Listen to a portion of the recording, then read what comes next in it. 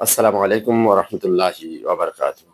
সুপ্রিয় দর্শক শ্রোতাবৃন্দ, আপনাদেরকে স্বাগত জানাচ্ছি আজকের এই ভিডিওটি দেখবার জন্য। একটা কথা বলি। একটা কথা আছে যে, রাজায় রাজায় লড়াই চলে, উলুখাগড়ার প্রাণান্ত। মানে হচ্ছে রাজায় রাজায় কিন্তু যুদ্ধ হয়, প্রাণ যায় কিন্তু প্রজাদের।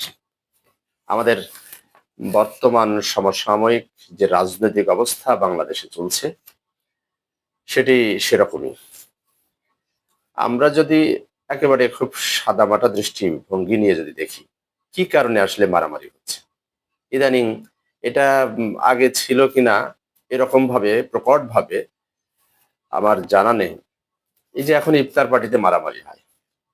একদল ইফতার পার্টির আয়োজন করে আর একদল এসে সেটাকে ভণ্ডুল করে দিচ্ছে। অথবা একই দলের মধ্যে ইফতারি বিষয় নিয়ে মারামারি, সংঘর্ষ। তো এইটা আমাদের রাজনীতির জন্য একটা, অথচ আপনারা যদি একটু খেয়াল করেন যে হায়ার লেভেলে যে ইফতার পার্টি গুলো হচ্ছে সেখানে কিন্তু কোনো মারামারি নেই। এই কয়েকদিন আগেও আহ, মানে এই যে বিএনপির পক্ষ থেকে জামাত ইসলামের পার্টিতে অংশ নেওয়া হলো, মাননীয় প্রধানমন্ত্রী অংশ নিলেন। কি সৌহার্দ্যপূর্ণ পরিবেশে, কি সুন্দর পরিবেশে, কোনো মারামারি সংঘর্ষ কিচ্ছু নাই, কত আন্তরিকতা। অথচ ঠিক এর বিপরীত চিত্র আমরা এই ফিল্ড লেভেলে দেখি। কেন? এই যে একদল আর এক দলকে টলারেট করতে না পারা, পেশেন্স না থাকা, এইগুলো কি ইঙ্গিত বহন করে? শুধু আহ, এই যে এই বিষয়টি নয়, আরো কি কারণে সংঘর্ষ হয়, মারামারি হয়? এক তো প্রভাব বিস্তার করার জন্য। তারপরে আমরা এই সম্প্রতি ঘটে যাওয়া, মানে কখনো কল্পনাও, মানে এগুলো আগে কখনো কল্পনার মধ্যেও মানুষ মনে হয় নিয়ে এসছে কিনা জানি না। তবে আমি অন্তত দেখি নাই যে নিয়োগ, মানে সরকারের লোকজন নিয়োগ নেয়, সেই নিয়োগের কাগজপত্র সবকিছু মানে সেখান থেকে ছিনিয়ে নিয়ে যায়। কি অদ্ভুত!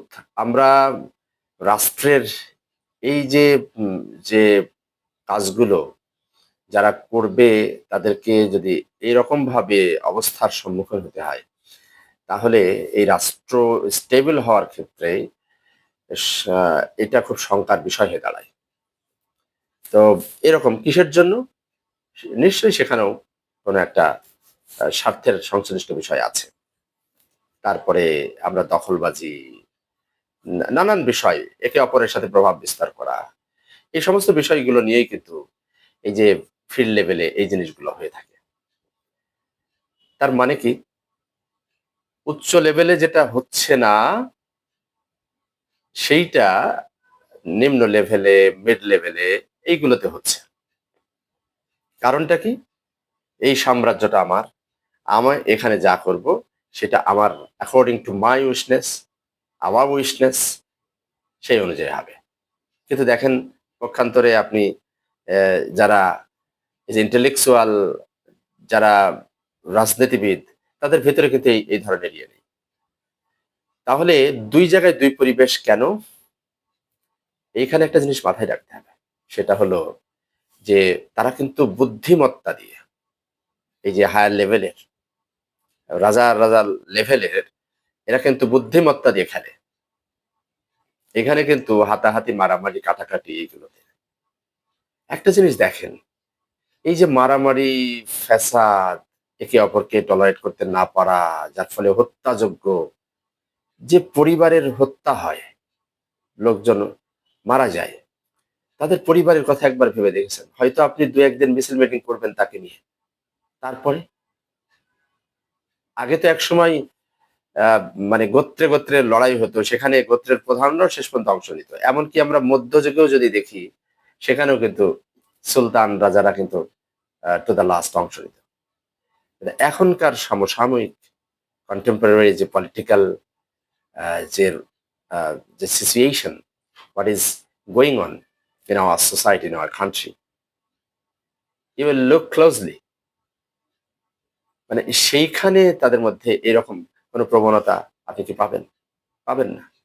তাহলে আপনি কেন নিজেকে এইভাবে ইনক্লুড করছেন? কার জন্য করছেন?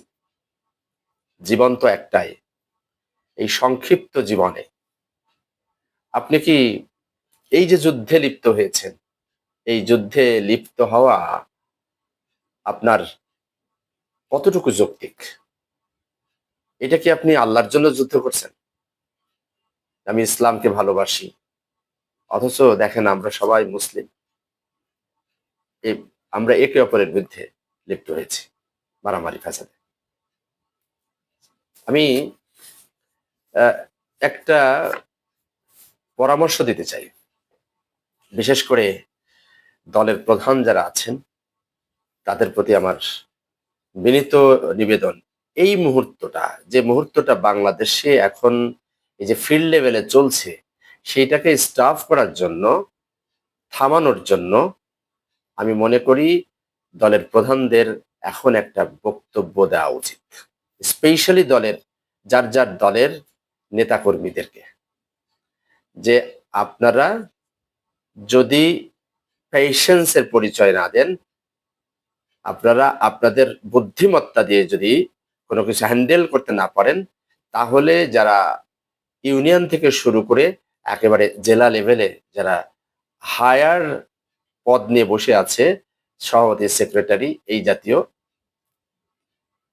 এদেরকে আপনারা বলেন যে যার অঞ্চলে এরকম হবে তার বিরুদ্ধে অ্যাকশন নেওয়া হবে। এবং সে যদি তার মতো করে দলের শৃঙ্খলা বজায় না রাখতে পারে, তাহলে আমার মনে হয় সে তো ক্যাপাবল না। এই জন্য উচিত প্রত্যেকটা দলের নেতাকর্মীদের উদ্দেশ্যে দলের প্রধানদের বক্তব্য দেওয়া। আমার কাছে এটা মনে হলো, এই জন্য আমি পরামর্শটা দিয়ে রাখলাম। এর ব্যত্যয় যদি ঘটে, সেখানে যদি কোনো মারামারি, হানাহানি, কাটাকাটি বা হত্যাযজ্ঞের মতো কোনো কাণ্ড যদি ঘটে, তাহলে অবশ্যই দায়ী থাকবে এই সভাপতি, সেক্রেটারি। তাহলে অবশ্যই আমার মনে হয় তারা ফিল্ড লেভেলে আরো সতর্ক থাকবে, অনেক কমে আসবে আমার ধারণা। এটা একটা পরামর্শ আমার কাছে এই মুহূর্তে মনে হলো। যুদ্ধ তো আমরা করছি, কিন্তু যুদ্ধ তো আর একটা লেগে আছে, চলছে। এই যে আমরা জানি না, ইরান, এই যে ইসরায়েল ইউএস এর যে যুদ্ধ, এই যে ট্রাম্প তো ঘোষণা দিয়েছে এরকম যে স্থলযুদ্ধ, মেরিন সেনারা নাকি জলপথে তারা রওনা দিয়েছে। তো যদি এরকম পথে চলে যায়, তাহলে এই যুদ্ধের বিভীষিকা আমাদের এই দেশে আসবে না? অবশ্যই আসবে।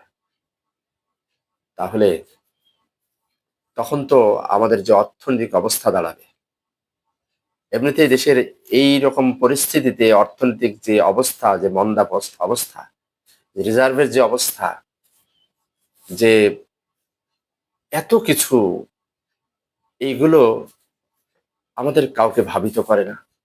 যদি সত্যি সত্যি তৃতীয় বিশ্বযুদ্ধের দিকে যায়, তাহলে আমাদের কি হবে? আমরা নিজেদের মধ্যে এই মারামারি, হানাহানি, ফ্যাসাদ এইগুলো না করে সত্যিকার অর্থে আমরা আমাদের দেশকে যদি ভালোবাসি, তাহলে অনুসরণ করা উচিত রাজনীতির অঙ্গনে যারা হায়ার মানে অথরিটিতে আছে, তাদের, তারা যেমন ইন্টেলেকচুয়ালি ফাইট দেয়, সেইখানে সেইগুলো নিয়ে বিতর্ক হয়। এইটা চলতে থাক, এইটা ডেমোক্রেসির বিউটি। এইটা চলতে থাক। আমরা লড়াই করব ইন্টেলেকচুয়ালি, বুদ্ধিবৃত্তিক লড়াই যদি আমাদের সমাজে, ডিবেটিং সোসাইটি আমাদের সমাজে যদি দাঁড় করানো যায়, তাহলে সেখানে মানুষকে, সাধারণ মানুষকে সুযোগ দেওয়া, সাধারণ মানুষকে স্পেস দেয়া, তারা বেছে নিবে যে which is the best option for the next government. আমরা, আমার মনে হয় এইভাবে যদি আমরা চলতে থাকি, ইনশাল্লাহ better days will come. We expect now from, মানে আমি To all of you, I expect a square deal from you. ন্যায়সঙ্গত। আল্লাহ তো বলছেন সূরা আহজাবের ৭০ নম্বর আয়াতে, ইয়া আইয়ুহাল্লাযীনা আমানুত্তাকুল্লাহ কুলু কাওলান সাদীদা। যে এই যে মুমিন ঈমানদারকে উদ্দেশ্য করে আল্লাহকে ভয় করো এবং ন্যায়সঙ্গত ব্যবহার করো। কাওলান সাদীদা। আমরা আমাদের যুদ্ধটা আসলে হওয়া উচিত যে আল্লাহকে ভালোবেসে আল্লাহর জন্য যুদ্ধ হওয়া উচিত, ইসলামকে ভালোবেসে। নিশ্চয়ই যারা আল্লাহর পথে সংগ্রাম করে মানে সারিবদ্ধভাবে সীসা ঢালা প্রাচীরের নাই, আল্লাহ তাদেরকে ভালোবাসেন। সূরা সফের এই যে ৪ নম্বর আয়াত আল্লাহ পাক বলছেন, ইন্নাল্লাহা ইউহিব্বুল্লাযীনা ইউকাতিলু ফি সাবিলিহি সাফফান কাআন্নাহুম বুনিয়ানুম মারসুস। নিশ্চয়ই যারা আল্লাহর পথে সংগ্রাম করে সারিবদ্ধভাবে সীসা ঢালা সুদৃঢ় প্রাচীরের মতো, আল্লাহ তাদেরকে ভালোবাসেন। তাহলে সংগ্রামটা হতে হবে আমাদের আল্লাহর জন্য, আমরা সেইটার জন্য প্রস্তুতি নিই। সামনে যদি সত্যি সত্যি এরকম যুদ্ধ হয়ে যায়, যে যুদ্ধ হবে মুসলিম এবং অন্যান্য শক্তির, ইহুদি নাসাদের সাথে, আমরা সেই প্রিপারেশন কি আমাদের আছে? আমরা যদি সূরা সফের এই ৪ নম্বর আয়াতটা দেখি, তাহলে আমাদের ভেতরকার যে যুদ্ধ চলছে সেটা নিশ্চয়ই এরকম আল্লাহর পথে সংগ্রাম হচ্ছে না, ইসলামের জন্য হচ্ছে না। সুতরাং এখানে যে হত্যাযজ্ঞ হচ্ছে সেটা কখনোই কাম্য নয়। আশা করি আপনারা সবাই বুঝবেন। আমার এই ভিডিওটা যদি আপনাদের বিন্দুমাত্র আপনাদের অন্তরকে নাড়া দেয়, তাহলে আমি নিশ্চিতভাবে I am cocksure in future we'll do something what is productive, and of course we'll get a real output, what is needed for our society, what is badly needed for our nation. Assalamu alaikum wa rahmatullahi wa barakatuh.